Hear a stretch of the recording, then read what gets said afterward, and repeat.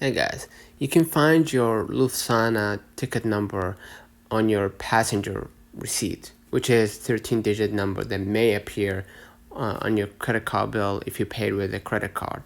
It's also available in your Lufthansa account, okay, by checking your flights basically, okay, or on your boarding pass. So you're gonna open your Gmail and search for the Flynas, or in your case, Lufthansa booking or boarding pass, excuse me.